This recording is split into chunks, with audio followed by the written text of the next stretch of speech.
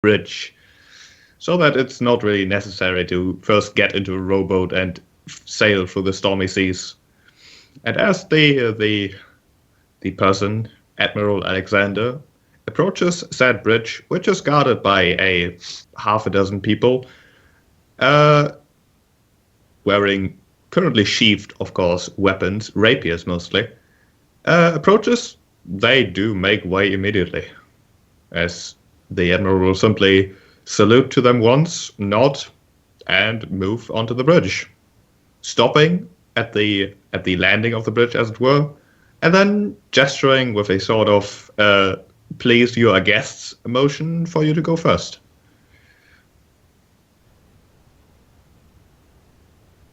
Although at the apparent hesitation, he shrugs and goes first himself. Sure. Is it cramped in here? The bridge itself is barely enough for maybe two people to go side to side if they really want to. The ship itself is surprisingly spacious. The hallways are enough for two people to walk side by side without too much trouble. The ceiling is high enough for the average person. And just looking in the few rooms that you come across, initially you only come across real storage rooms even. They do look spacious too, although the fact that you can see that they are spacious also means that the storage rooms seem rather empty. He continues leading you a bit deeper into the ship, stopping at a stair that apparently goes upwards, as he says, "The weather currently is rather terrible, but we could go atop for a moment if you wish to see it. Otherwise, I would just lead you straight to where your rooms could be if you wish them, and where we could have dinner.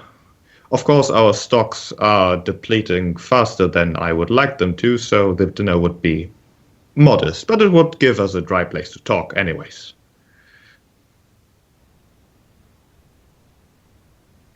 You would show us the what? I have seen enough weather for now. He shrugs.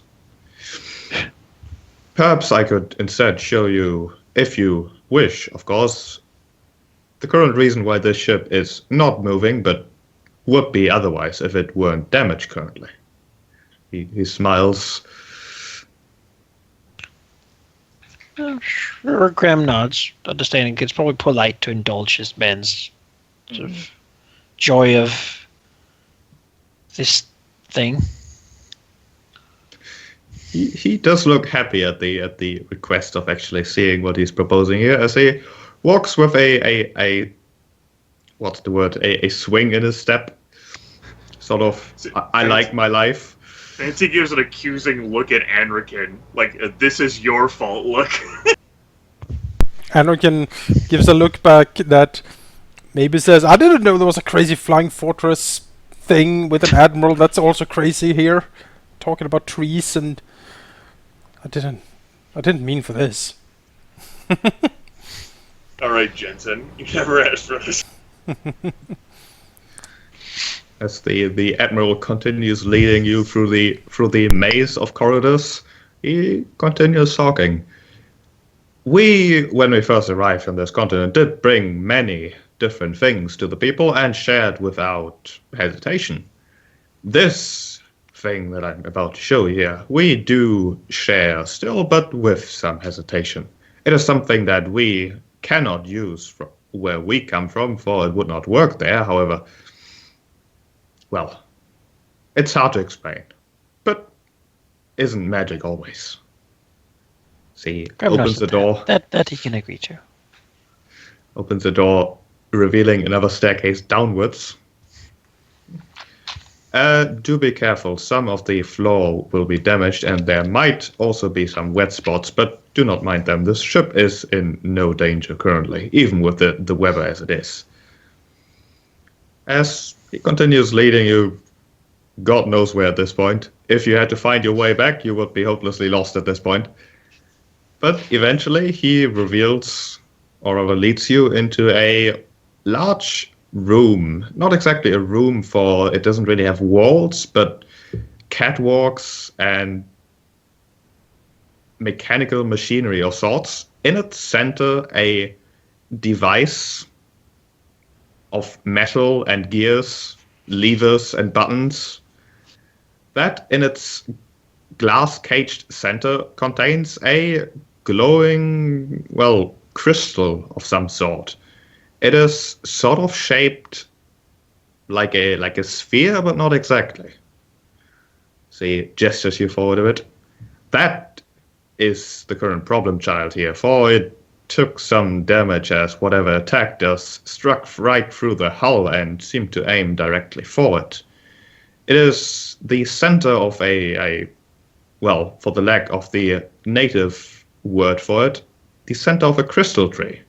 As I said before, they grow supposedly above ley lines, whatever those might be, and it has some serious magical potential. Of course, the natives do take their crystal trees very seriously, and although I do know where we could obtain another tree, I would rather try to fix our current core first. It would not do well for our relationship with the natives if we just took what we needed. So they're going full Avatar on this place now. Mm-hmm. They need the unobtainium. Yeah. Well, looking at this whole chamber, this whole apparatus, the core, everything, can Anarchin make any form of sense of it? Or his magical background? Give me a magical background. Skill roll. Okay. There's 4. 19. What Enrican can make out is what this central kind of machine or device is probably supposed to do, which is convert... Sorry, I forgot a 4 in there, so it should be 23. Okay, yeah, that changes a little bit. Is convert the stored energy in this core, what Enrican might even think might be a seed of some sort, into a different kind of energy. Although that kind of energy Enrican has no idea about. It's certainly not exactly magical and probably more on the mechanical side, but it seems to be some sort of odd hybrid of sorts. And while Enrican thinks that this might not be enough to make this place fly, it seems that its primary purpose is to make it float, which it's currently not doing because it very much looks damaged. Would he even begin to have a thought of how to repair something like this? Perhaps while Enrican thinks about that, the Admiral continues a bit. Of course, we could just simply replace this core with a new one. That would mean removing another one of the crystal trees, which I do believe do not grow quickly, so we'd rather not do that. But there's a different way. It turns out the leaves... Oh god, voice crack. The leaves of the crystal tree, if turned into sap and smeared onto, well, most magical items really, have healing properties, as it were. I do believe that if we could get such a sap, which we unfortunately do not have anymore, it would be fixed. And you knew where to get this sap? We do know where there is one of those trees, which of course has leaves which could be harvested and would regrow quickly. And I did, in fact, already send out people to retrieve it. A group of elves that arrived here recently and have been looking for work. And after I promised them a similar tour as I did to you, they were rather eager. But they have not returned. Frowns a bit. And this is okay with the locals to harvest from leaves from this tree? Well, the locals don't exactly know about our intentions, as it were. But I can assure you that the leaves do regrow basically as quickly as leaves of normal trees would be. Whereas the tree itself, if damaged too much, would take years, decades, perhaps centuries. So why haven't you approached the villagers to bargain for the leaves? The tree itself is not close enough to the village that the villagers would have any indication of, first of all, where it might be, nor would be willing to venture out. It is, when I'm talking about natives, I mean the native feral creatures of this continent, the native feral sentient creatures. I see. The dragons? The dragons guarding the tree? Yes. Anakin looks over to the others. Shifts a little bit uncomfortably. Crumb still doesn't really get what's going on, except this guy wants to rope us into getting him leaves from a tree that he's not supposed to get to. You seem then to want to suggest that we go and get the leaves for you, battling dragons to get it.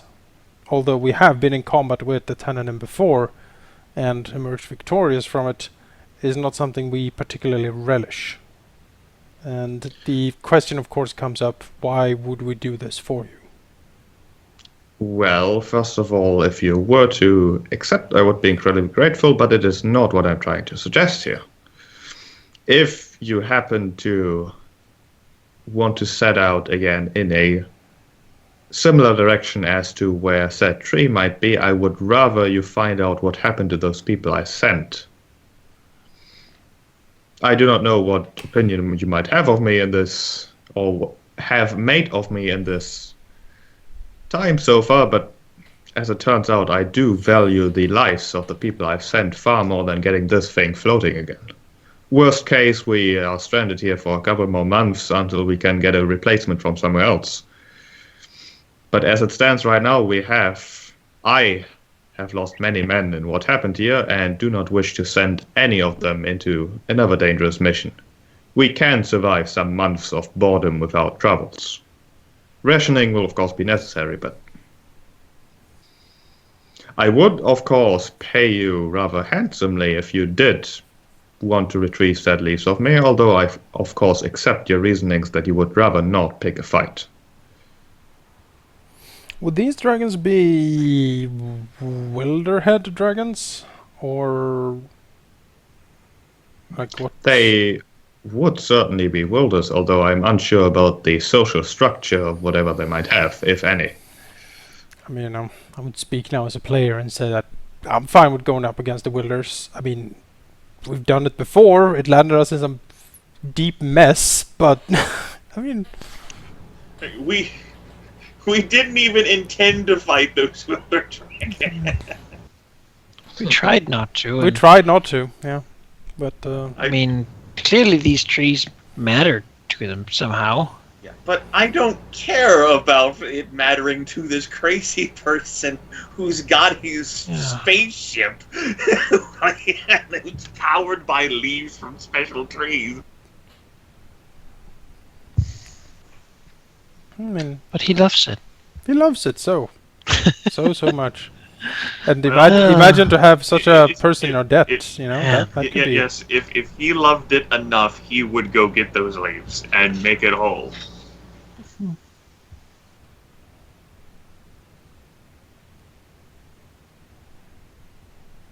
Speaking of, I'd rather just Fancy's more interested in doing what we can to get out of this area and go to a better area.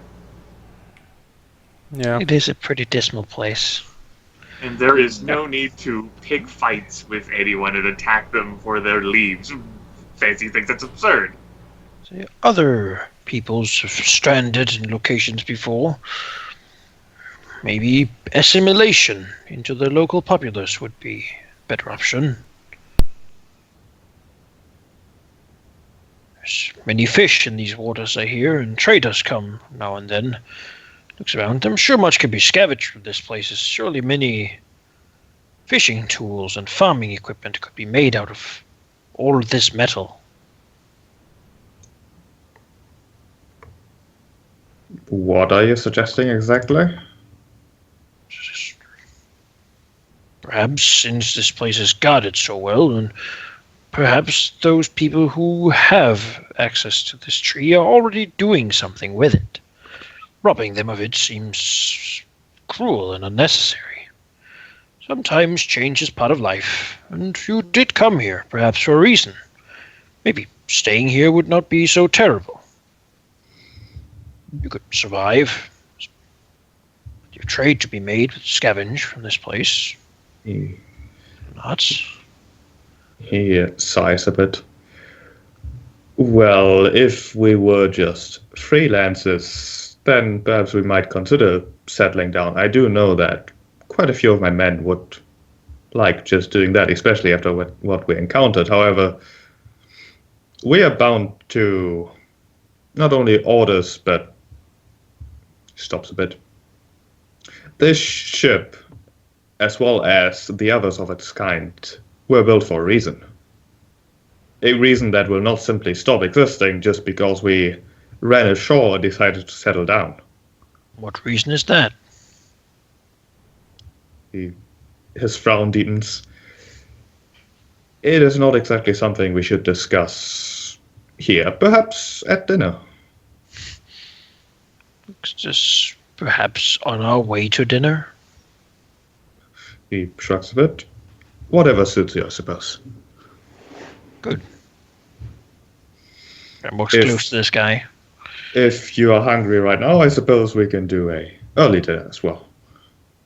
Although the food will take a bit to be prepared, of course. We can sit and wait, I suppose, while you explain what exactly people need this sort of thing for. He shrugs again. Well, let us walk then. See, leads you back out of the large room full of machinery and odd arcane devices. This ship's mission, this ship's purpose, as it were, as I've already told you, is to not only enter the mists, but be able to withstand them. They are according to the smart people who have designed this thing, among many others, a maelstrom of energies, really. Energies that wouldn't really concern the usual sailor.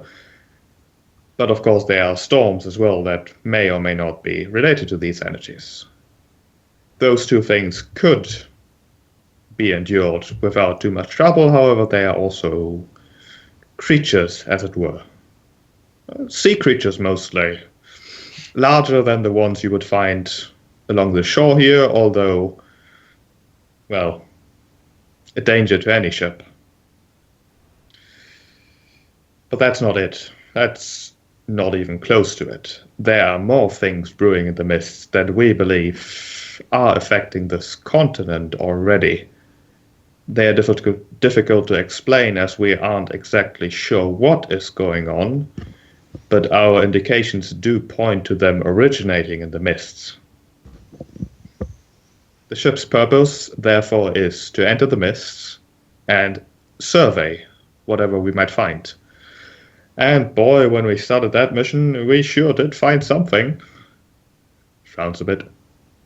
Although we couldn't really find out what it was, for we ran. And run ashore right here. So it just again confirms the necessity of our mission, however. So it was a short mission? Very short, yes. Days at most, although time is hard to tell in the mists. But other ships make it through fine from time to time. So either you were incredibly unlucky, or something consciously stopped you? There's a difference between crossing the mists and sailing inside of the mists. Crossing the mists is a matter of, well, between hours if you're lucky and a day at most. We have stayed in the mists far longer than you would have if you crossed it.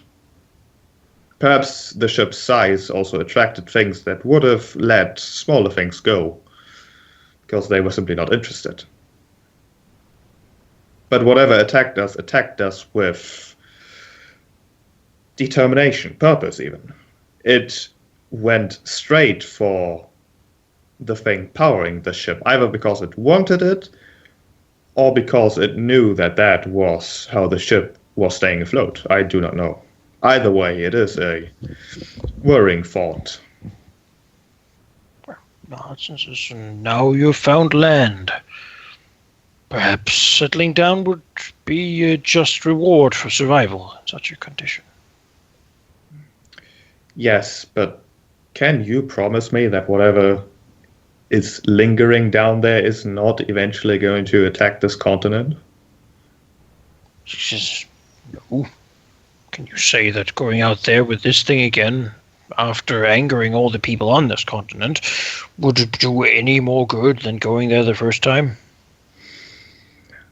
I do not worry about angering the people on this continent if what I do protects them.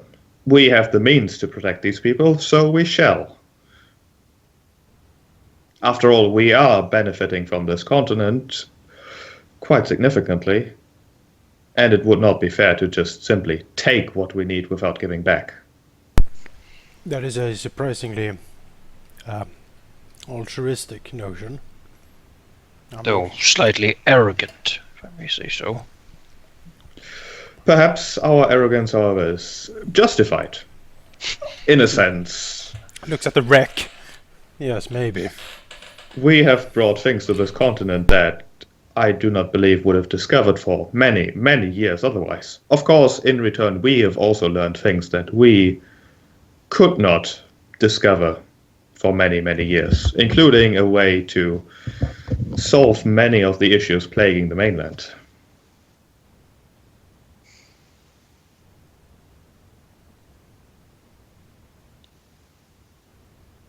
Well, I'm happy that something good has come out of all of this, I suppose. Still, financing this whole Leviathan, building it and everything, that could not have been easy or cheap.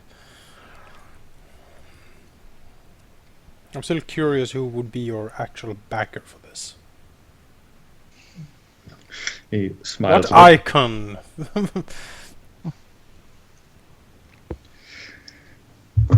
Well, I would have assumed that you realized at this point that when I said these things about not being from this continent and bringing technology that so far only outsiders have brought, that you would have got the gist of it. Well, as far as I know, the outsider is beached on the south side of the island. He looks over to the mess. Not beach, but that's where he landed initially. Like, what's the difference? Like, Jonathan, he doesn't know these terms. He looks at the mess, and then he says, "Well, but the outsider is. I mean, he has set up a camp and like he has a city or two, but surely building this thing would take much more resources." Yes, because this ship was not built on this continent. Yes. It was shipped here with the aid of, a good half a dozen frigates. After which the power source, of course, was installed and it floated on its own. Jim shake his head. This is either Foreign, far beyond him or mad. Foreign, incredibly powerful and rich people have built this ark and then shipped it here to power it with magical trees. Okay, he nods. He gets it. He understands. It makes perfect sense. So, dinner? He continues leading you down identical hallways and eventually stops in front of a set of double doors. Opens them and reveals a large room, a large table in the middle with some chairs, although little else, with some other adjacent doors in this exact room. As he says, if you had wanted to wait a little bit, I could have had this room prepared, but for now we have a table and chairs. I will arrange the rest. I see gestures for you to sit. Fancy and Dimas being the people who eat. Anakin will goes to sit down. Anakin will sit down rather suspiciously. Yeah, guys, it's gonna look really awkward whenever you don't eat in front of the guy too. Yeah. So, Graham's considered just telling him the gist, though, because how are we gonna wow this guy? I'm glad you guys pushed pretty hard to like have these moments and be like, and then actually no, we don't eat. So, yeah, that's a thing. I'm allergic to everything. So. As it turns out. Nancy, for her part, isn't really paying attention other than a mumbling of thanks as she goes to sit down. She's fully cashed out. She's not here. Well, the mess must feel his home. I mean, the interior might remind them as of the ship he came here with, although the ship itself might not. Yeah. Is the mess gonna sail home? No. God, no. Yeah, no, Demiz just kind of wants to know how this guy knows who I am and what he wants with me. That's true. He hasn't really said anything about that. No. Yeah, no, I don't give a shit about a crystal tree. Well, maybe now it's your turn to talk. Well, sorry, Admiral. It seems the group is thoroughly uninterested in your crystal problem, but we'll be polite at dinner. Well, maybe Demis can learn something about who he Maybe is. Demis can learn something because he knew you.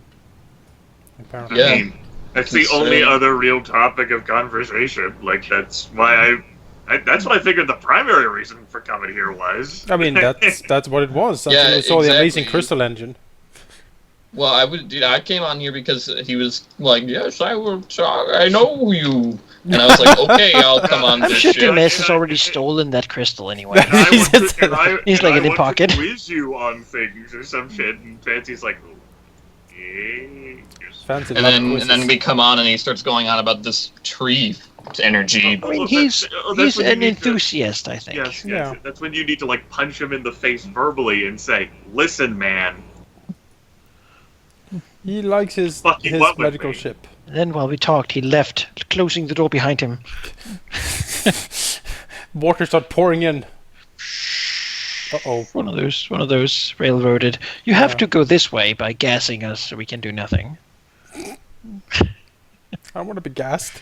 Wouldn't just be sheep. It wouldn't just be Jake walking away from the game. Well,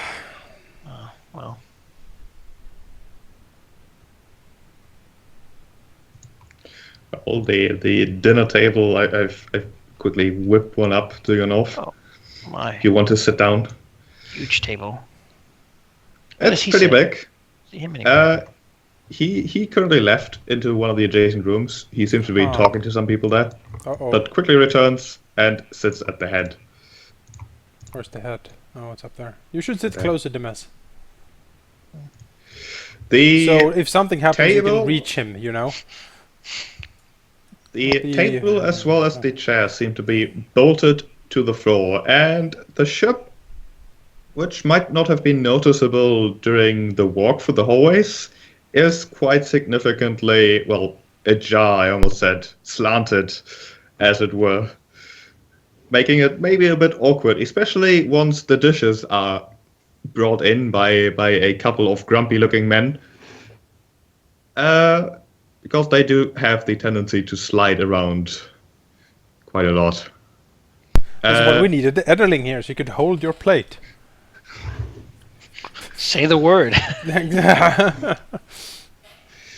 As you The, both look at the mess. the food that is eventually served is rather simple, really, although tasty enough to not really mind it too much for its simplicity. It's a mixture of dried fruit as well as a sort of potato and meat soup.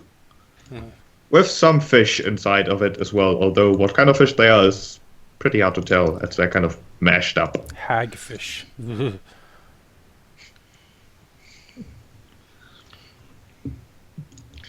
Well, Yes. Graham will say that he generally doesn't eat, so It's quite part, right. part of our condition. Yes. I mean, The Admiral looks a bit confused, but just shrugs it off. yeah, you have a magical crystal tree fortress. Hmm. I mean, We don't eat or breathe, okay? Exactly. Can we, like, not get these looks from you? Ugh. I don't like his eye. The way he looks at me. Yeah, both I'm eyes. assuming that Fancy is here as well. Yeah, she's probably absent-mindedly eating. Just thinking about something else. Playing Pasak in her mind. Scram leans over the table. So you know Demes? Leans He back. Ramrod stiff. he nods slightly, says, "Well, not exactly no, although I've heard about him, as it were. And I was just wondering if the rumors are true, this whole not knowing anything about what happened." So he looks over to Demes. Oh, Jake is half. Oh, good. Anarchy nods. As far as I understand it, yes. Demes remembers very little for the last year or two. Demes has probably his mouth full of fish at this point. Like, Something like that. Forward. Or so the story goes. Anarchy leans forward. A Well- convenient story. There are some that would call it a convenient excuse to provide, well, innocence, really, but I'm not among those. I think that whatever happened to you, at least did happen to you. Of course, if you have your secrets, then do not feel forced to answer me here. I invited you because I wanted to invite you, not because I want to squeeze every bit of information out of you. That would look far different, let me tell you that. But I heard that you broke someone out of the jail in Grand Castle. I heard that too. He smiles a bit. Did you know, or rather, do you know the name of that person? I think the relevant question here is if you know the name of that person. Well, I do know that his first name, I believe, is Marcus. Then, in that case, I do feel able to tell you that yes, that's correct. Well, my question is whether or not he has contacted you. Or rather, let me lead with another question first. Did you know that his full name is Prince Marcus of Astir, heir to the nation of Astir? No. What? Excuse me? No. Frowns a bit. I figured as much. He seemed a little, unprincely. Yeah, I've heard that about him. Is He this did With give him me running this, away and all. He did give me this dagger, though, as he plonks it on the table, as kind of paying me back. I didn't think much of it. I assumed that he got it illicitly. He probably did. Isn't this the guy that helped us that one time? Timmins nods. He didn't seem like a prince. More like a ruffian.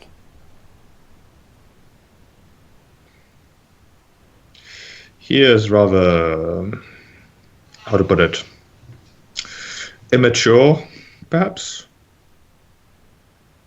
He also does not like this whole being heir thing. He did come here to observe the proceedings of the operations, the trade and such, but instead decided to join the soldiers and then eventually decided to just live. He disappeared some years ago, and now the people are rather desperate to get him back, being the only heir and such.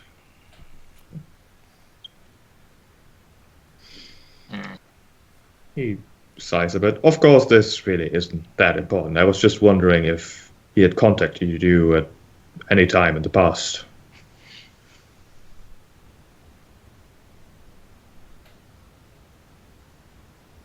Or if you had a way to contact him. no. We lost contact after we left. What was it? Meyerton? Not Meyerton. Freedom Salt, probably. Yes. No, I think it was Lonebridge, I thought, wasn't it? How much? No, Lonebridge. Okay, yeah, no, it was Freedom Soul. Yes, I didn't think of a way to contact him after Freedom Sold. I figured my business with him was over. Yeah, that's the problem of... No, it was Lonebridge, because he's the one that got us the boats across the river. Right. But didn't he help us again? Yeah, I think After so. that? Didn't he And help then us again he in was Freedom's like, Hold? hey, it was you! Hey! Yeah. And you were like, oh, that guy. Yeah. Oh, yeah. One of those people who came to talk to us. Yeah. Okay, so yeah, after Freedom Sold, I didn't really think that I would be needing to speak to him again, so I didn't take down any contact information or anything. Mailing address. Well, it was worth a shot. We do need him back rather desperately, but there's, I suppose, nothing you can do. Especially if it's true that you don't remember anything. Of course, if you're just keeping secret, that's fine too. Well, it is. I mean, so I can take it to assume at this point that you are involved in the active search for this prince? Not directly, although I do know that there is a search, although the leads are few. I shouldn't be on this continent in the first place. I should be out in the mists, but that is not currently possible. Do you possibly know where I could go to join the search, possibly? Because I do have some skill as someone who finds things. I'm quite good at it. There are people in the Free City who could be contacted to get you in touch with the search, as it were. Other than that, your, best bet would be to head south. The reason I ask is because my compatriots here are moving off in a direction that I'm not fully satisfied with. And this prince seems to have lots of information about my past that I would like to know. Yes, missing memories must be grinding on you. Although I do have some memories I would like to forget. Frowns a bit.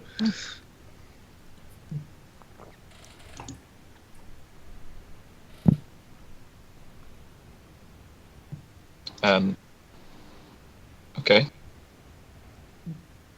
Demis kind of looks around for a minute. What was the reason what is the reason, rather, that all of you came here in the first place? This really isn't an end destination for anyone.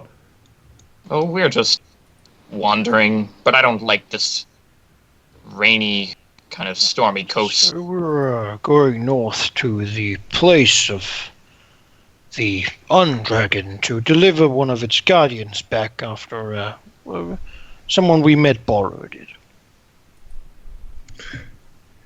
Well, Graham kind of wants to see if he can make this guy sort of surprised. Face him. Yeah. Yeah. Well, Alexander does have a pretty good poker face, but it seems to linger a bit too long to really hide the actual surprise and question about that. Says, you see, two of us, Enric and I, are ourselves sort of dead from two separate incidents, really. I personally am at least 1,000 years old, and he is the only survivor of a,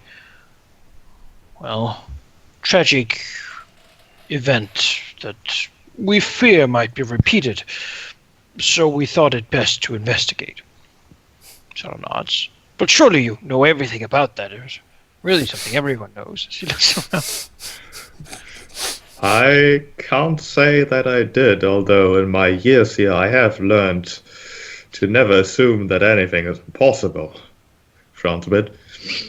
Regardless, if you are indeed going north out into the ice, I do think that maybe I could give you a little something to show perhaps to prove my good intentions on this thing, and perhaps to convince Dimmers that should you ever hear something, just make sure to get it to the right people.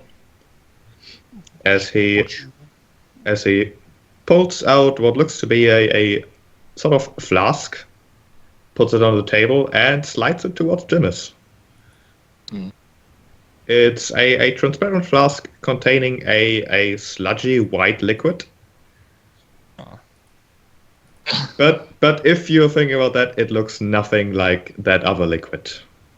Rather clear and pure, like sort of like spring oozy, water. like oozy snow. Okay. All right.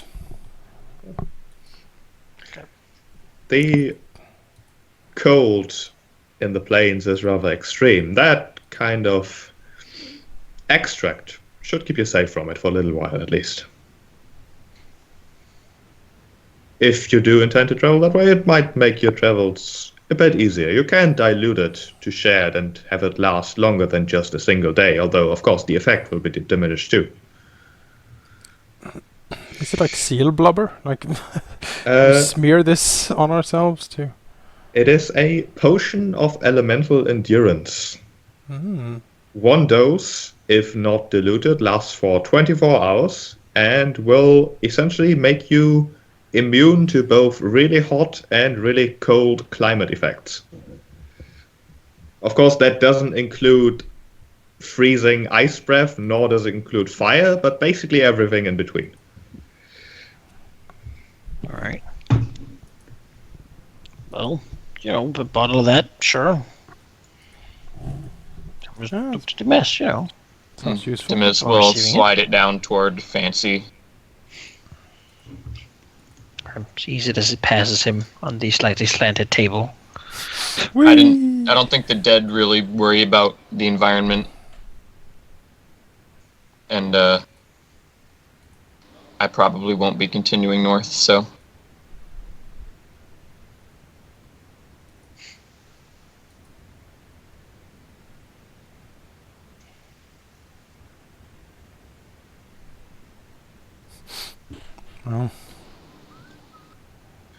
Well, really, the potion doesn't look too bad. It looks like just melted ice cream. Sure. Or oozy snow, which basically is the same thing. Suppose that's that then. Everything is on the table. I suppose everything is on the table, yes. Or should you grow content with your new home? She looks around it. Sir, and we shall continue north. And I do hope that she grows sea legs one more time, at least. But I get your point. I am growing old. Maybe I should settle down at some point, although I cannot force the same on all my men. Nor on this Looks ship, like, which I don't entirely own myself. it would make a magnificent addition to the village, I suppose. A slightly disarming smile.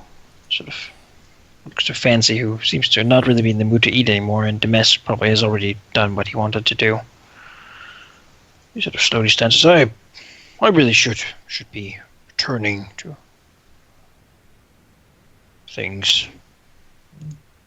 Yes, my offer about the guest rooms still stands, but I can understand if you wish to either stay somewhere else or get going instantly. This village is a dismal place in this weather. I'm sure it'll look nicer later. She gives him a smile again, reassuring him that it's going to be fine to live here. But we have far to go, and I would rather not lose too much time.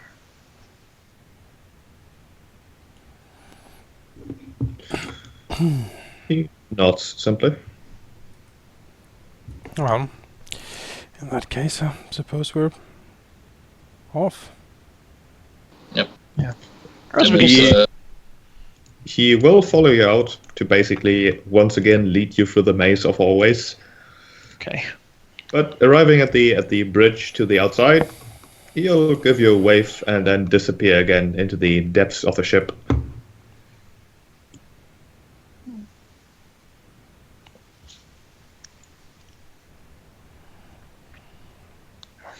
Yes, I have never. She shakes his head. What an eccentric man. What strange times we live in. Well, understand me right. Strange times we exist in. Anarchy nods. Well, I guess we should rest up here and set out first thing in the morning. Or not. I suppose that would be agreeable to me.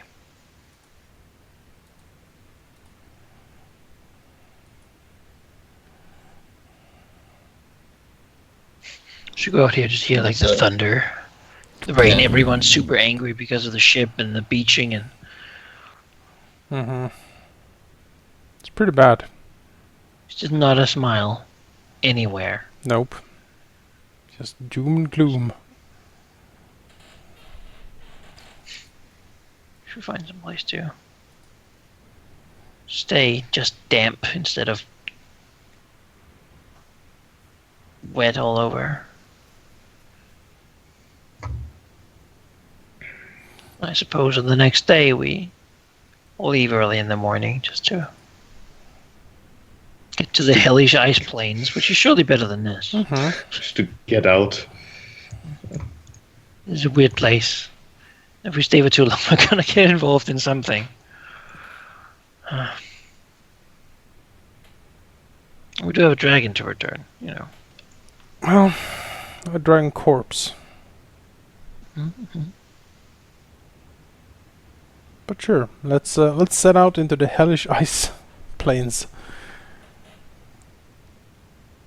If Markelson made it himself, we can surely make it too.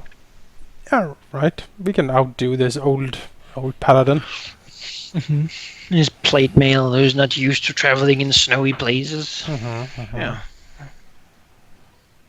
And so we did.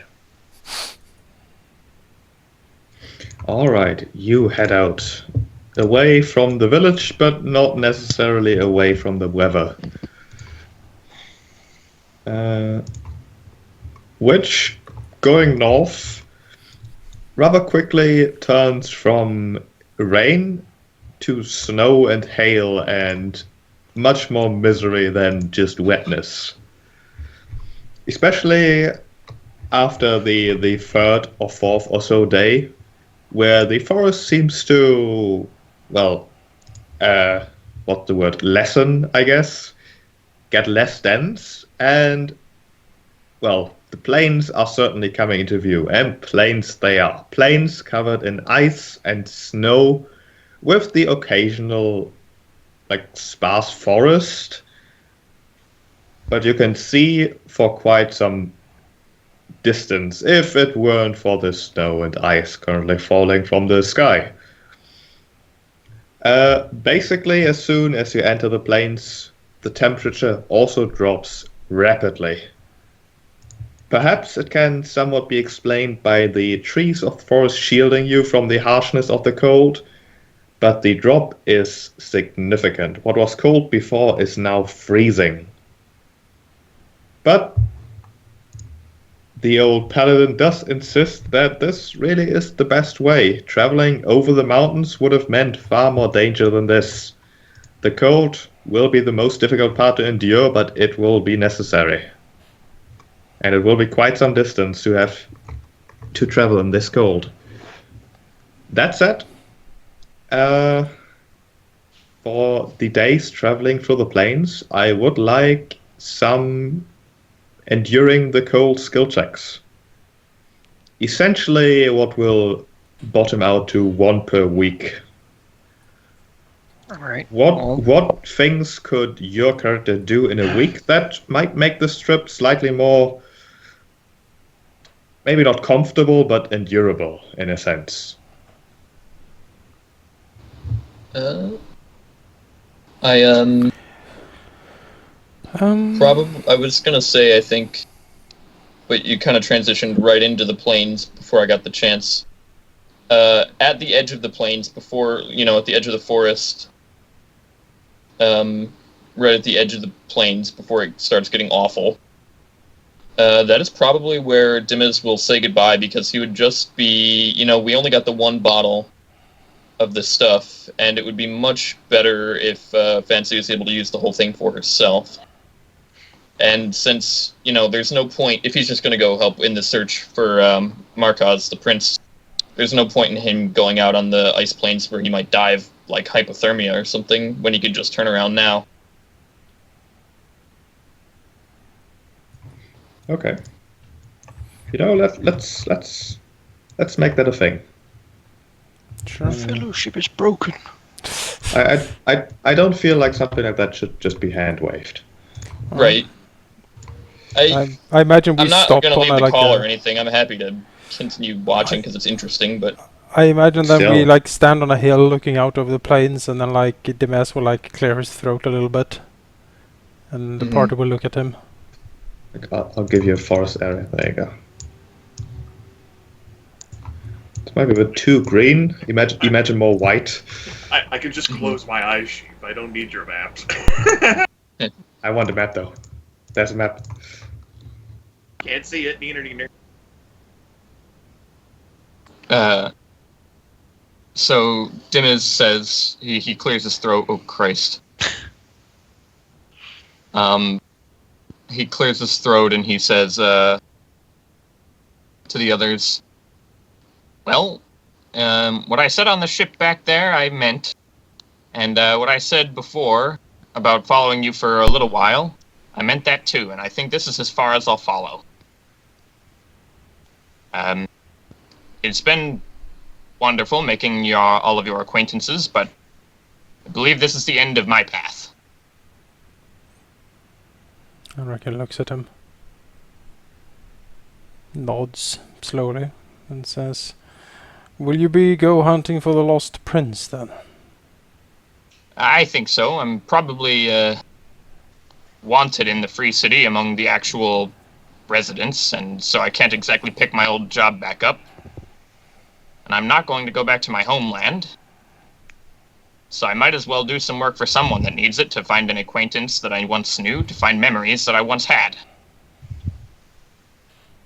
Seems like a worthy pursuit to me.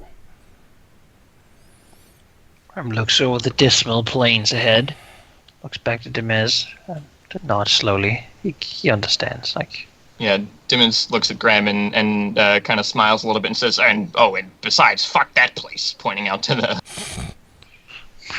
looks at it again. It reminds me of home. Fancy says, you grew up in a terrible place, Graham. It is no wonder you now live here. It's just everyone decided to leave. Well, literally everyone. Yes. History makes more sense now. Anakin looks to Dimmez and says, "We will miss you, Dimmez. Your company has been much appreciated." We'll meet again, I'm sure. You figure you'll be able to find your way back to the west on your own? Dimmons nods. Because I wouldn't have lasted this long on the road if I didn't know how to navigate one. And besides, I keep careful note of every road I travel. It's as simple as walking back along the same ones. Oh. Hopefully you good don't to forget... have you with us still, Fancy. Yeah, hopefully you don't forget those notes. Safe travels.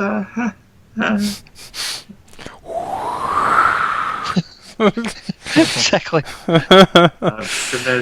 Tristram, in the future, should fate's chance again, maybe you can I might set up another circus and tell some more stories after this is all said and done. If you need a job then by that point. Dimiz nods. I'll make sure to keep that in mind. Keep an ear out for any mysterious singing circuses popping up. Oh, we'll have bear trainers too, surely. Oh, of course. Can't That forget should- them. And the trapeze. That should be my next character for Westeros, a bear trainer. Huh. Oh, sorry. Just had an idea. Beer trainer, alright, good. Keep it in the vault. I like it though. Henrik, you will know, he will take a step closer and reach out his hand to Dimiz. Dimiz will take it. Shake it. Yeah, he'll shake it, and then he'll crouch down and give him a slightly awkward but well-meaning and quite honest hug. Yeah, sure. And, Dimiz is not objecting to hugs. he'll pat him in the back. Primarily because it's fucking cold. Exactly. Pat him on the back exactly. a few times. The snow flying everywhere. Oh, and- you hug Anric and he's just as fucking cold. Yeah, no, he's just it's just an icicle. Skin just, yeah. Yep. But then he'll take a step back and says, "Yeah, I'll look forward into meeting you again, Dimiz." Dimiz says, and the same to you, Anrikin.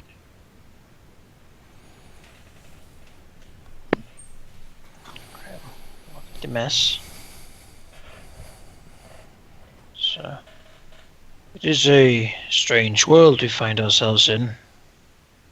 But I'm glad that not all who come from elsewhere are as many of those who do have shown. Because I do not know where you came from. I do not know where you'll go. I do not know what you'll find in your memories, but no matter what it might be, if I could give you one piece of advice, friend, then it would be to not let whatever you find there define who you are. It's just sort of, he'll actually also pull the mess in, but not like leaning down. He'll just sort of pull him in close and sort of give him a slight hug, and then Hug Graham's legs. they give him sort of a way too tough, like pat on the shoulder. So as he's like, it's cold out here. Wipe his eye a little bit. I've just something in my eye. Dimiz says, I'll definitely make sure not to let my homeland define me. They're super racist. Fancy steps up and keeping the same amount of voice because of the Howling Wing says, "You'll have to forgive him. He doesn't understand how to relate to people. You don't say those kinds of things when you're saying so long to someone." And she lowers herself down to Demes's level Yeah. and actually gives him a hug from a warm person. Yes, it's much different from feeling the dead. I know, Dead, Fancy. clammy skin. Fancy has a great hugger background. She gets +5 to hugs. Ooh. Excellent. That's right. Graham That's was not. Dimiz actually gets negatives because of his short stature. No, he's adorable. People love to hug him. No, people love to hug him, but he's not good at returning it because Oh, either they have sure, to bend sure. down That's right. and seem insensitive, or he has to hug their legs, which is just awkward. That's right. He gets +2 to whatever Other when he gets the small- first hugs. Yeah. The first Yeah. hug, the illusion is shattered. And when taking comfort in somebody, perhaps during a spooky thunderstorm when the lightning scares him, he gets adorable points for that because he's He clutching does. to their legs. But Oh, that's adorable. Oh, Aww. oh, the cute little short person. Ruffle his hair. Yeah. Like, I'm an adult. You're I have a job. I'm an adorable. attorney. Respect me. Of course you are. Fancy. Well, then after I'm an hugging, attorney. whisper, "Are you sure you'll be able to find the way back?" Take me with you. Looking him in the eyes. Dimiz kind of quirks an eyebrow and says, "Yes." And she says, "Oh." Not catching it. I'm quite capable, thank you. Or maybe like the man does catch it. It's like, oh no. No. Best alone. It's the kind of thing where he'd either realize it and try to play it off like he doesn't, or he'll realize it on like the third day down the road and he'd be like, "Fuck." Oh! Oh! Yeah. I was never look- remember anything. Fancy was looking for an out. Oh! I can't see her right now. She's either That'll be a dead good or story when we meet again. I know. The best part is someone doing that to Fancy instead of Fancy doing it to them. Fancy will let Demez go and say, "All right, that's good, it's good." So, step back.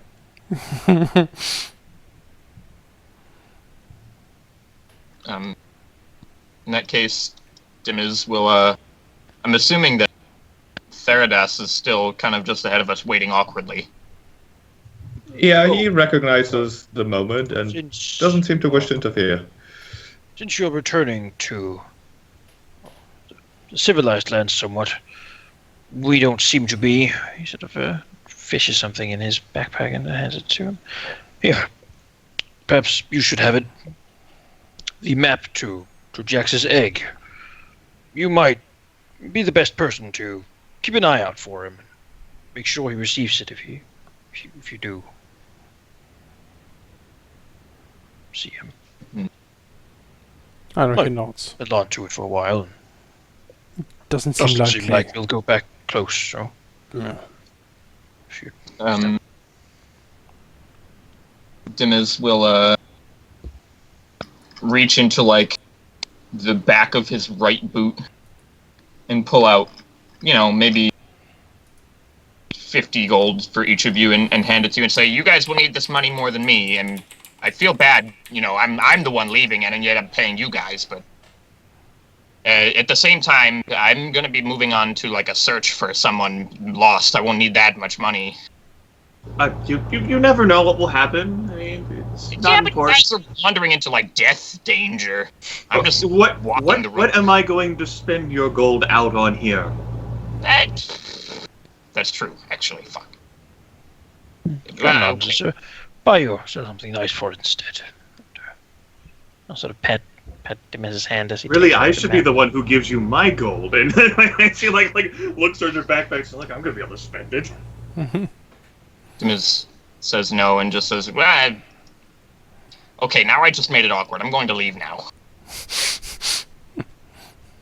Wait, I have to take off all of these clothes to get in the backpack. Like, she has like this And- inner vibe now. Anakin He says, "Fancy, waves. you'll get frostbite," and then starts walking away. Anakin waves. Farewell, Dimaz. We'll until we meet again. He does, Dimiz, as he walks off, does like the cheesy Pokemon walk away wave. Yeah. Having said goodbye to Demez, our heroes will continue on their wondrous journey. And then, like, music. Oh, Ba-da-da, it. ba-da-da. Reach the gold. We just, walk past Fancy, pat her on the shoulder, said, "Let's go, Fancy." Looking into white nothing. Wait, he's gone? Yes. Oh. I know. But he's right there, I can see him. We'll see him again, Fancy. Don't worry. Voices in the storm. It's Saruman! That's basically the conditions we're doing now. Yep.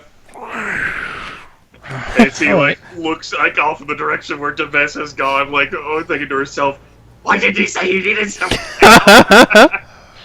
Help! Send help!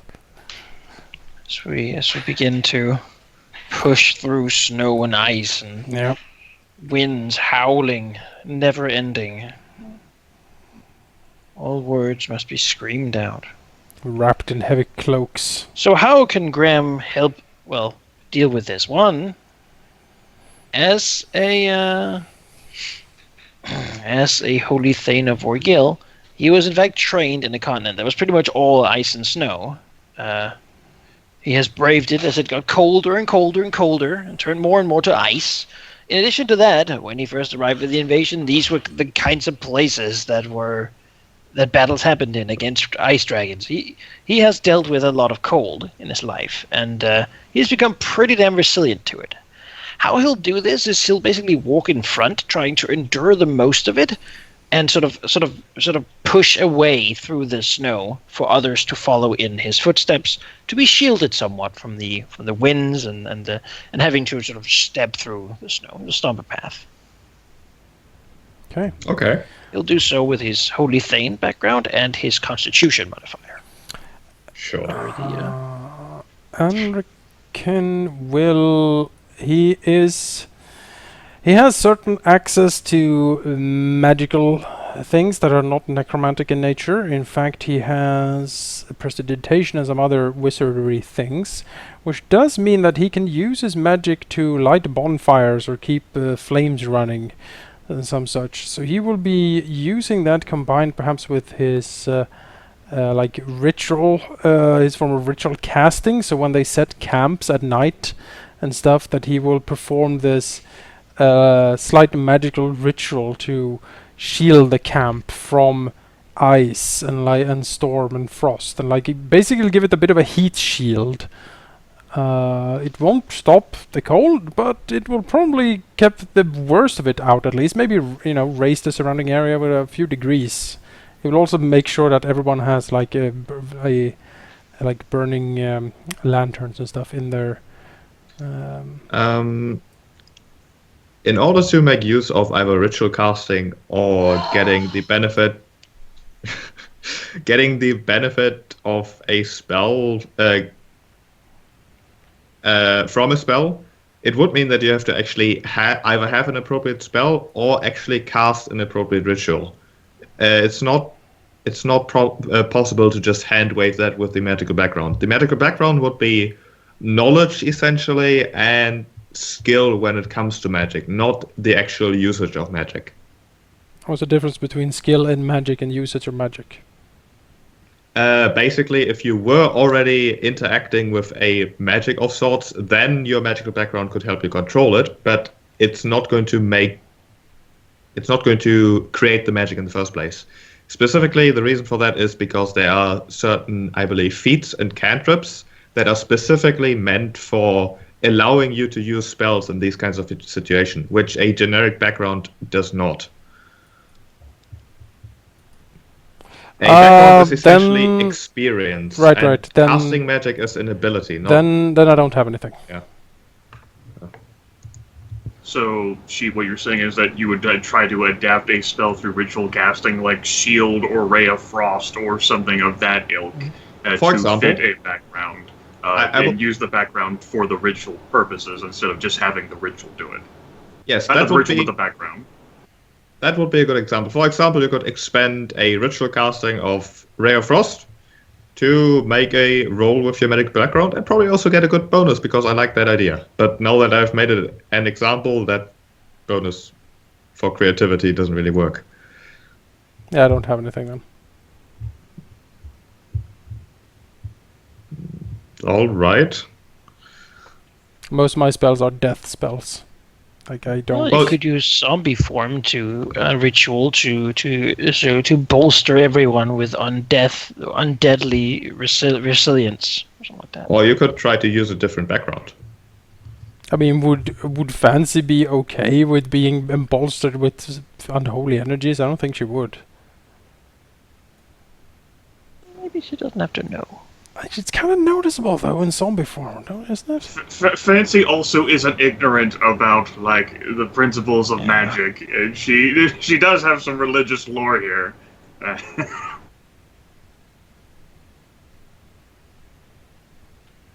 Yeah, magic-wise, I don't have anything, man. Here, this will deaden your nerves so that you don't feel the cold so much. It's all about marketing, right? Yeah. It's not gonna, it's not gonna turn you into a zombie. It's just gonna harden your flesh so that you're not knocked over by the wind. It's not like she really is gonna look at a mirror right now. Hopefully. I mean, fine. If that is okay with Fancy, then I guess I could do that. It's all about marketing. Yeah, sure. A ritual casting of zombie form. I'd give you a +2 bonus on your skill check for that. Okay. And let you use intelligence and your magical background. As for Fancy, what she is most threatening right now is hope. She, especially after Demez leaving, she's really sad. She wants to turn back. She has pretty much forgotten why she's coming along with this, other than, like, well, they came with me to Ardent Crest, and so I feel sort of obligated to follow along with them. But really, I could just lay down here and die in the snow, and I wouldn't care that much anymore. As such, the only real outlet that she is going to have to try and keep herself off of grim thoughts is through song, to try and bolster her own morale, her own willpower to endure these elements. Otherwise, she'll just lay down and die. So with her own knowledge of songs, with her own charisma modifier to distract herself with good singing, and with a poor roll basically meaning that she can't, because her songs really aren't for this icy hell, and she's gonna go, why am I here? I'm just gonna lay down and die now. Whereas a good roll would be that she distracts herself, and maybe her companions too, and they don't think so much about this, not so much about endurance as having the willpower to want to endure it. Okay. Even though it'll be harder for her because she doesn't have songs for these elements. Damn it! It's all she has. Okay, the reason why I wrote don't roll yet is because you do have the potion from the mess, which you could use in two different forms. One person could use it for themselves, which would give them a +4 bonus on this rather hefty champion tier environment check. Or you could dilute it and use it for all of you for the entire week, giving each of you a +2 bonus instead. I mean, everyone getting a +2 is more value. Yep. Right? Might as well do that. Or it could be used for a single day, which would make you immune for the cold, but it's still a week, so that would be a 6 or something. That wouldn't really... Super dilute the potion. With snow. Everyone get a potion ice cream. I mean, now that Fancy is already coated in this disgusting liquid, in her mind, there's nothing Anrican could do to her that's worse. He will look over to her and then look to Graham and say, good. And then begin his horrible incantations. They better not be overwhelmed with Fancy. The wind will cover any words you speak. Yeah, exactly. You will Dead brethren. You will just see his lips move and like the green acrid smoke rise from the pentagram and stuff like that. It is not spirits. Fancy It is will start simply thinking about that moving circle snow. of death. It's like, who will be baptized in the green fires next? Ah. Alright. Alright. I like So- playing the character who is abhorred by the creepy rather than the one doing the creepy. This is great. This is what it's like on the other side. I like doing the creepy. It's fun. Graham also imagines if Gilgalad really did think he could catch up to us, or if he just ditched us to go do something else. Seems very likely now, doesn't Maybe it? his things went bad, and he's like down on the mountain trail thinking, when do they get here? Like, come on. You'll meet the mess on the way back. The mess like, don't fucking go there, man. Just don't. I know, like Gilgalad's like setting up, like, I suppose I should go that way. And the mess is like, no. No, listen. I need someone to guide me on the road. Yeah, now I get. Yeah, exactly. Damn it. Damn it. Well, I need to rope Well, them let me into tell you about the going goddess to of roads, and then Demes would leave, probably. On second thought, they're not that far ahead. Well, it's that way. Alright, give me some rolls. Alright. Roll in. I haven't prepared mine yet. No. Suspense. Suspense indeed.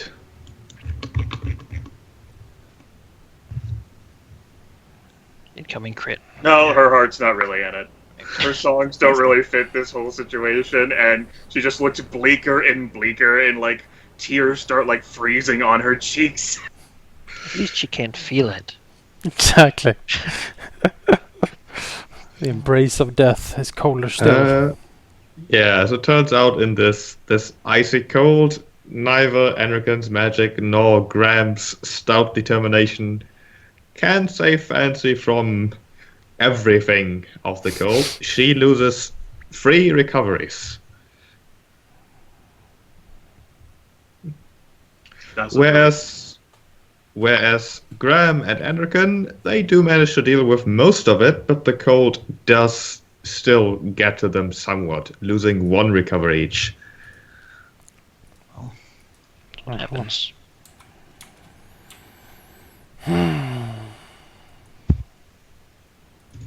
How does All right. Faradus fare? Faradus doesn't fare well either. The trip definitely takes a toll on him, and although he is as stubborn as you would imagine from an old man turned paladin or whatever he is, he fares maybe a tad worse than Fancy even. Oh my. Although his well, not damage, but I don't know his exhaustion is physical rather than mental. His mental state seems to be absolutely determined. I mean, he could just sit on the dragon, right? He does not ride on the dragon. Oh. Even all his equipment is in his backpack. While the dragon perhaps could make good for a good beast of burden, he really doesn't do that. The dragon, of course, doesn't give. That's not how any Faradus chance. would treat that dragon of such great import. Come on, man, okay? Exactly. Further proving his insanity. Graham is It's like not the Edelin carrying his shit. Yep. I've been looking at the dragon. I should have been a dragon. All right. At this time, wow, words. Yes. At this point, I'd like to pull the brakes for a bit Mm-hmm. and pause, basically, Still image of because yes, maybe a outro of you traveling through this hell and doing more or less well, but I feel like there are some things we're going to have to talk about as players rather than the characters. Because I currently have the feeling that the choice you've taken here of accompanying him to Sterling Hold, instead of being the best choice, turned out to be the least of the worst, which is not what I like.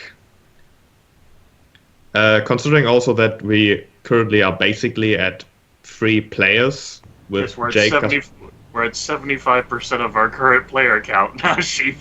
Yep. Yeah, with 3 players and 1 just spectator really at this point. Which I I'd don't rather. mind for the record. Yeah, I know you wouldn't, but I not do really mind. much of a difference anyway. I do mind. Also, that's mean. But Shut up, Manika. That was very nasty of you to say. my He's point Not is wrong, that though. listen, Oh, Jake, don't say please that. shut up. Shut up for a moment. Thank you. I think there are issues that we have to talk about before they escalate too much. Essentially, if there are players, which I currently have the feeling, especially with Grimmeth currently, that have problems justifying this course of action for their character, and also maybe can't get into the things I'm trying to present here, then I want this talked about so I can find a way to make it better. Sure. Because my motivation very much depends. It's sort of a vicious cycle. If people don't seem to be enjoying the things I try to do, I'm not enjoying them either, and that's not a good thing. I want everyone to enjoy this, and I'm not getting the feeling currently, to be completely blunt. In which case, I would like to know just things, really. Well, last week, when we were talking about where we wanted to go, I put Jewel Sands and Sterling Hold on the same level for me. They both had pros and cons.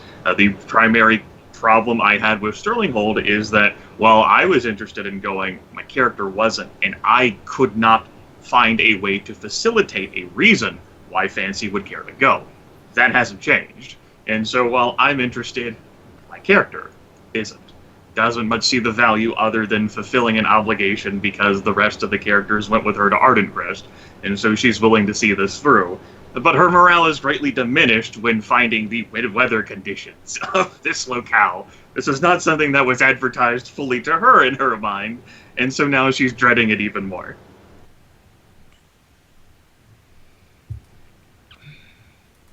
It's Sterling Hall for me is a viable option because it is potentially connected to Anarchin and his backstory. So I put it beneath Crimson Peak because Crimson Peak seemed to me to be the most interesting as a player, and Anarchin would probably have a decent reason to go there. We were asked, and there's some things down there he would also like to find out. Sterling Hall is a second option. I didn't push too much for it because I suspected that although it was going to be very relevant to me, it might not be for the rest of the characters, and I don't want to sort of hijack the campaign in such a way. Which is why I've kept a lot of the Dragon Hall stuff sort of on the down low for Anakin, because I don't want it to dominate too much. I am fine with going to Sterling Hold as a player and with the character as well. But it would be nice if we could get as many as possible on it, so we feel that we have a decent player interest as well as a sort of in-group character interest for going somewhere. Yeah, I need to know whether or not... words. I'm having a big problem today. Whether I'm correct in the assumption that all the given options, that of all the given options, none of them interested either all the players or all the characters, meaning that there really were only like what felt to me like maybe 2 characters / players max actually being interested in something, with the others just going, all right, which is not what I want. I basically tried to throw out as many varied hooks as I could, trying to say what enticed people the most. And what I ended up with, in my mind at least, were 5 different options, each maybe being interesting to 2 people. Maybe 3. But basically half the group, with the other half being completely apathetic, essentially. Which I don't think that's a good thing, because these things aren't supposed to be small side quests. This is going to be, in my mind, the direction of the campaign for the foreseeable future. And if there's half the group just being like, I'll endure this, that's not what I'm going for. And this being a whole cooperative experience and all, I'm kind of at a loss here. Which might be my lack of experience, or it might just be something I'm doing wrong, or it might be none of the above. I have a bit of a theory. Part of it may have to do with 13th Age's one unique thing system. Yeah. It seems to me that I'm not exactly sure, what everyone picked for their one unique thing. But, I mean, at least, at the very minimum, with me and Anrican, we picked 2 very different things that seems to lead us all in different directions, and each one feels like it could have a main questy vibe. And so we feel like it's a tough choice trying to balance out all of the different large stories, where some of them could only end up as side quests, it being healthier that way for the state of the game. But we're trying to think of everything so largely that it ends up causing a lot of indecision. I disagree that it is caused by the one unique thing in general. I think that the one unique thing is a symptom. But what? How do I put this without? But I do think that there's definitely a contrast in severity between the one unique things chosen. Yeah, it seems to me that the people that have played before picked much more discrete things. I don't know. I disagree. I don't, like I said, I don't know what everyone's thing is. Yeah, all I know is that me and Jonas both picked large things. I certainly did as well, I think. I also disagree with the implicit statement that the one unique things can't be connected, Because that is something I've certainly been trying, but I don't want to just show my entire hand in Well, like. I wasn't necessarily instantly. implying that. I was just saying that so far it doesn't seem like they are. I mean, So it seems to me like I get what Jake is saying, because I've felt similar as well, that the one unique thing for the different characters seem to be very they're pointing in very different directions seemingly, and so it becomes a struggle a little bit, because you'd be like, okay, my character has this unique thing. It is something that at least I picked a unique thing that is very driving for my character. That is an integral part of who he is, and it motivates him. And I did that sort of in a vacuum, so that might also be a little bit of a problem, that we created our... But this is like going way back, all the way to the beginning. We created our characters maybe without setting some sort of unified focus or something. Be like, oh, I make sure to create a character that would fit in X, you know? As in the beginning of an adventure path, you would be like, make sure to create a character that has a motivation to travel to this place or something, you know? We're good people, right? We wanna help. I think Yeah, that's sure. our common. That's our common motivation. But we didn't help Tree Guy. He was like, I'm beached here and this is shit and I need help. And we're like, nah. Well, he didn't seem like.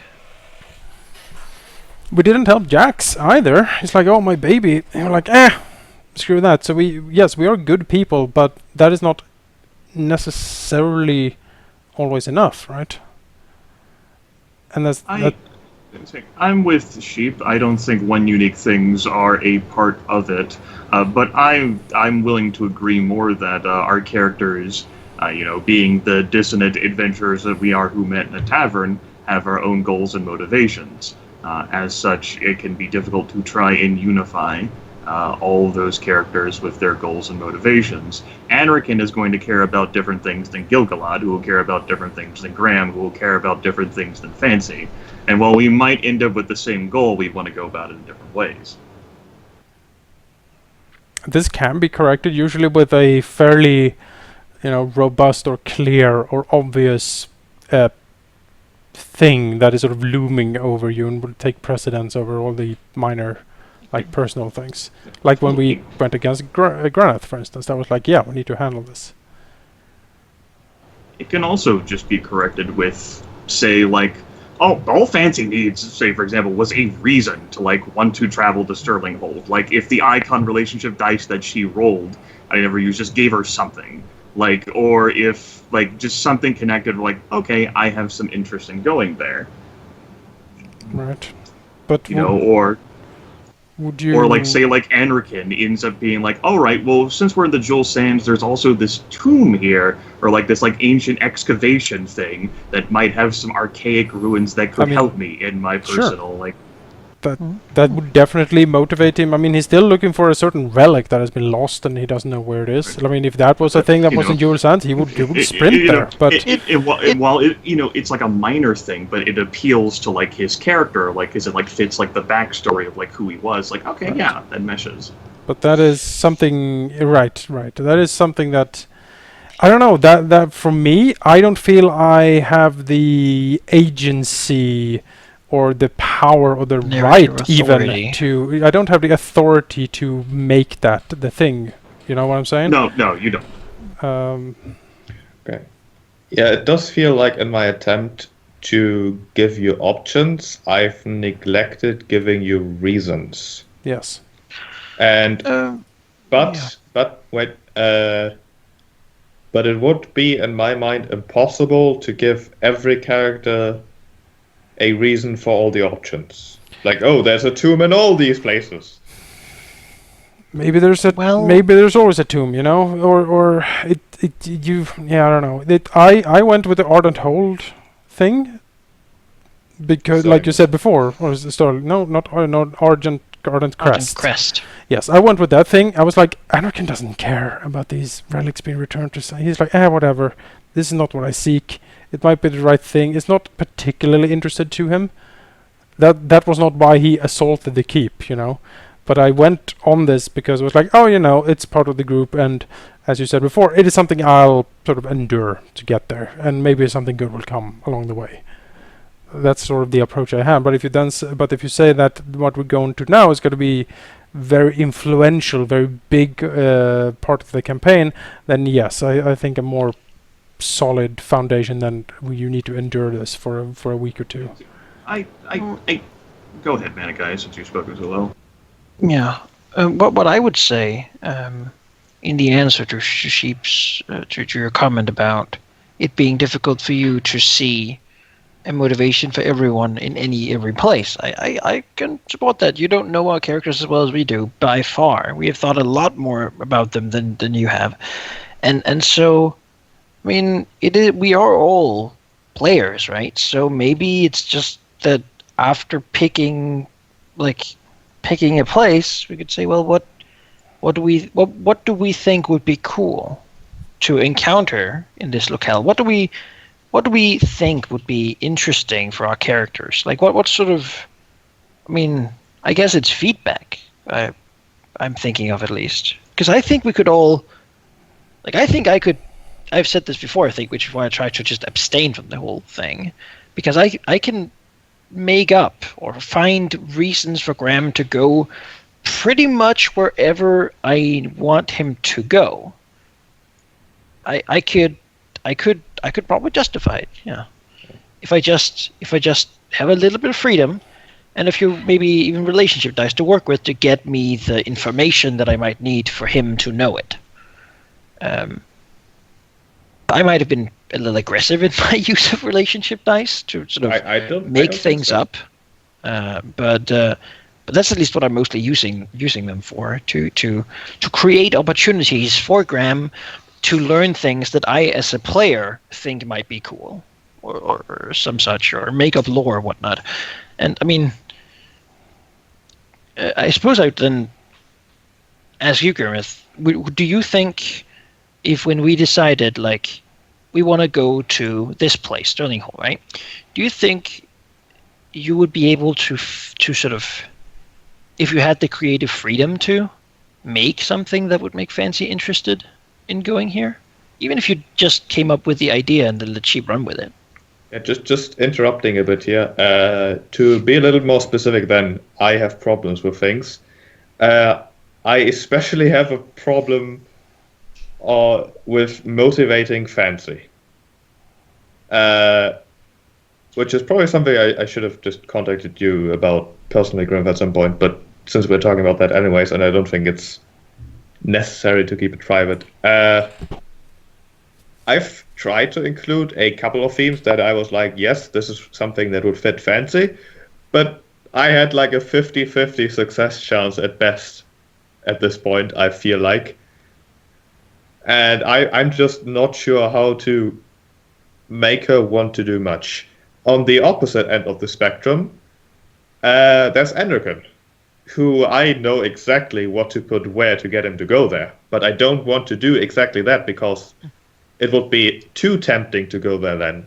It's not something, yeah, that could be my thing. For Enrican, it's, yeah, that is my thing and I need to go there. Whereas in the middle somewhere, there's Manikai and Telsiba with Gilgalad and Graham, who pretty much can find a reason to want to go anywhere, it seems to me at least. And, well, Jake has taken himself out of the picture for the moment. So I'm working with like two mediums and two extremes at the very moment, and it's difficult for me. I don't have, although at this point I have like almost, how many sessions did I run at this point? Like 50 or something? Maybe not quite, but close enough. The excuse of I lack the experience is starting to not work anymore, but I just don't have the ability to make it work so far. Which, of course, is why I'm talking about it in the first place, because this is, something we do all together. This is not something I present you on a silver platter. This is something, I'm looking for ideas on how to make it better for everyone. This goes to opinions then. I don't see my character as an extreme. Whenever I got invited to this campaign, I did give the warning about possible time commitment, which showed whenever we did Iron Gods, because of my father's terminal illness. Of course, he is dead now. She was a simple character in mind who I thought was flexible. She's a starry-eyed individual who, promotes love and beauty and, is capable of fighting because she despises ugliness and the destruction of beauty and love. So I figured that I wouldn't create anyone that's massively driven because, once my father died, I might end up just quitting the campaign completely. I just think Fancy is a malleable person, at least in what she can apply to. It's just that I couldn't think of something for Sterling Hold. Yeah, of course, I know why Fancy is the character she is. It's just my experience over these. How many sessions did we have so far? Like 13 or something? 12? I haven't been offended or upset by any of the encounters or experiences we've gone to do. It's just that for Sterling Hold, I couldn't come up with anything. And so while I might have shut down some of the things that you thought were interesting, that's the nature of players to sometimes say for whatever mercurial reason, no, I'm not interested. These ladies, no, you tried to con me into killing Warwick. The hell with you. And just fucking shut him down. Or Sophie trying to goad Fancy into this conversation about revolution. Fancy's oh no, I know where this is going. I think I've offered this before, Sheep, but if you have trouble coming up with things for other people's characters, asking the other players can also sometimes be a thing, because you have so much more to deal with than just us. And we might notice things about one another's characters that you miss because you're looking at encounter or deal with other things. That said, I would struggle to come up with something for Fancy to do in Sterling Hold. So I was surprised that Grimmett put his vote there. I was oh, that's a bit surprising. Okay, sure. Because I couldn't really. The only one that Beale would be if Fancy was suddenly styled herself as, yes, we need to go and eradicate the ugliness, and became more of a crusader type. Then she would probably go there. Or if there was a lost child, alone and afraid, and that would probably spur her. But that's I think would be. I mean, she's simple, right? So she would be attracted to romantic tales and that sort of thing, probably. I don't know. Helping someone who doesn't have much and isn't anyone special, I think, is generally the way it goes. My advocacy of Sterling Hold and putting it on equal footing with Jewel Sands, the con for that I did list was that it didn't much connect with my character, but I as a player was still interested in seeing Sterling Hold and making this trip. I am still interested in doing this, it's just that my only problem was building a connection to Fancy, which she doesn't have, even after me thinking about it. Okay. I'm not necessarily unengaged, although I will say the lengthy 6 to 8 minute journal reading by Jonas, that was pretty difficult for me. Huh.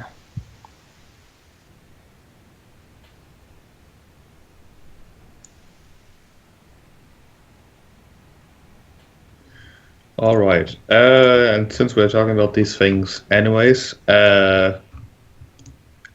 Jake, as a player here, do you think you will just be leaving temporarily, be it for 3 weeks, a month, 2 months, or whatever? Or would you say, this is it, I don't have time anymore? It remains to be seen, honestly. It depends on, my whatever work I come up with, and stuff like that. I'm not against returning, but the circumstances aren't final yet, so. Okay, that's fair enough.